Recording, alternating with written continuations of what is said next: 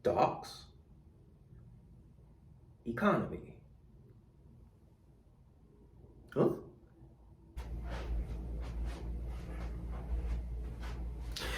I'm confused.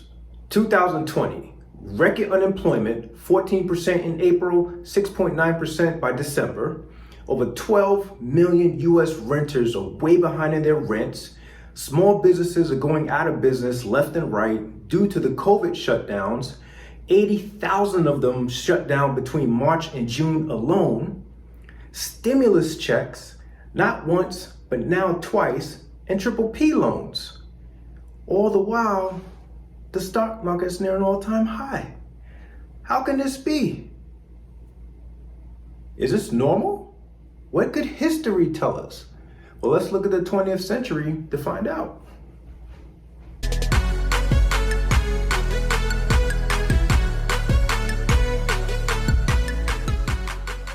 The 20th century was a remarkable period for stocks in the US.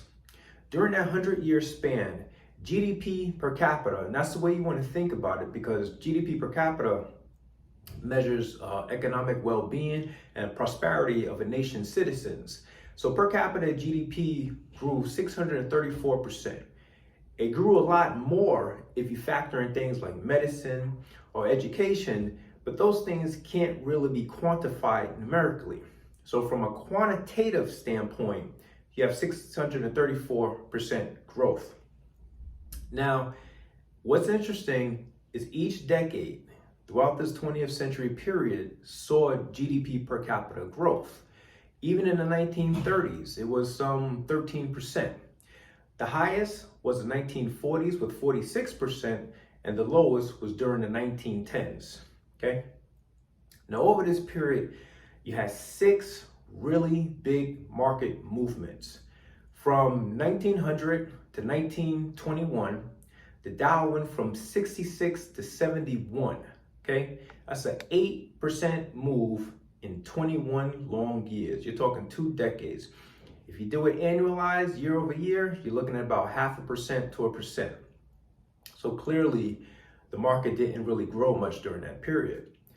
From 1921 to 1929, the market went from 71 to a high of 381, which it hit in September, right before the crash.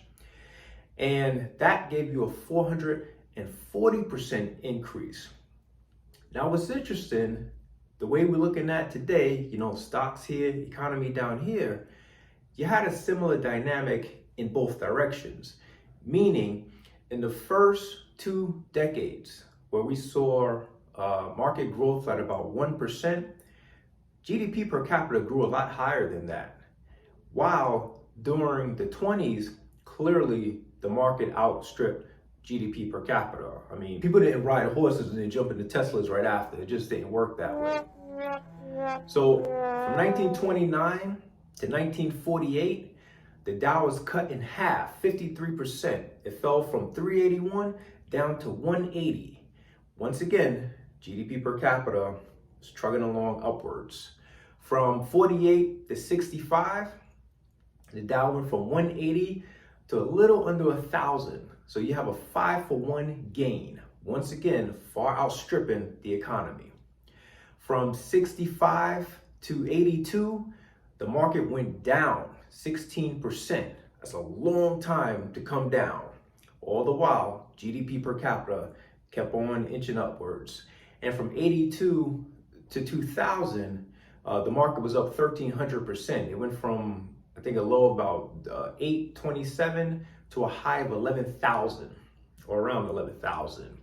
So once again, far outstripping GDP. So to sum it all up, over this 100-year period, the Dow was up 180-for-1, meaning every $1,000 invested turned into $180,000. But what's really interesting about this period is 43.75 of those years were 3 really big bull markets, which really accounted for the 66 to 11,000 point move upwards, while 56.25 of those years were periods of stagnation where absolutely nothing was happening. And this is all in the economy that was doing well decade after decade after decade. So you ask yourself, how can this be? How can you have a country where the quality of life of its citizens were constantly improving? Each generation was living better than the generation which preceded it. Yet you had these really big market moves and you had these really long periods of stagnation where nothing was happening. Well, the answer is, and here's where I'm gonna really need you to pay attention. The answer is investors behave in very human ways, meaning when investors turn on the news or they read the papers and they see all the bullish hype around stocks, they see their friends making lots of money, they see people who they deem not as intelligent as they making money, and they're just sitting on the sidelines doing nothing with money in the bank. Well, it's human nature to want to jump in and not get left behind. So people do this collectively, and they push and push and push up prices to the point where you have markets that are just really raging out of control, kind of like what you're seeing right now, right? And on the flip side, when things are bad and you're hearing a lot of negative, pessimistic talk, nobody really wants to be involved, and people start selling out, liquidating their holdings, and they really want nothing to do with the market. And in actuality, that's kind of the time when you should be buying.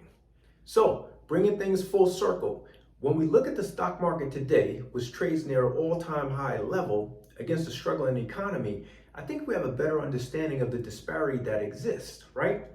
I think we've also learned that this isn't anything new. Throughout the history of the stock market, we've seen different occasions where stock prices has gone far ahead of the economy or fell well below it, while the economy overall throughout that long period has still managed to do well. So what does this mean? In a market such as this, where it's so overheated, I think we need to take a pause, take a step back, look within, and really try to understand what influences are driving our investment decisions on a day-by-day basis. I think once we have a better understanding of that, we should definitely look to remain objective, regardless of what the market is doing. I think we should try to stay detached as much as you can. I mean, that's easier said than done, of course, when you have skin in the game, but it is necessary at certain times because price movements can really affect the way you change. I mean, when you have a stock and you have a big position in a company relative to the size of your portfolio, and say that stock goes down in a day about 20%, it could really affect you and make you question your decision for getting in. So I think we definitely have to take a detached approach to investing. And principles. I mean, principles are very, very underrated. I have them, I use them, and when markets are down, really down, I find that's when they come in handy the most. For example, back in March, when the market was coming down, that couple week period or so, when it came down 30%, I was in there buying. As the market was crashing, I kept buying. I remember looking at the screen, seeing the market down 1,000 points 2 days in a row, and putting buy orders in. I remember getting executed on those orders only to look the next day to see I was down on those new positions. But I kept buying. I kept looking at my principles, and my principles always told me, buy when others are fearful. And I was afraid myself. I'm not going to sit here and kid you, but I kept doing it. I kept buying until I ran out of money. And then I had to sit and wait as my stocks went down even further. At one point, my total portfolio was down about 48%. But I had faith in my analysis. I felt as though I had really strong companies, especially in the technology sector, where they didn't have a direct impact to the COVID and to the shutdowns. And I held it. And for my returns for this year, that was the best decision that I made. And I only made that decision because of my investment principles. So I think once you have all of this and you add a little patience into the equation, you will be fine. You know, stocks are a funny game. You can go into a stock, the stock can drop immediately, and you could be sitting on a 20-30% loss for what seems like forever, right? Only to finally sell it in frustration and see the stocks shoot up. I mean, that's just the way it works.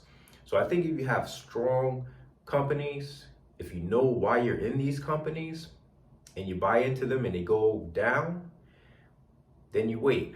But once again, that's part of my investment principles. I definitely think patience is a virtue in this game. So with that said, if you guys liked the video, if you learned something, feel free to share it with a friend. Make sure you give it a thumbs up, subscribe to the channel. We got more content coming for you, and we'll see you in the next one. Y'all take it easy. Peace.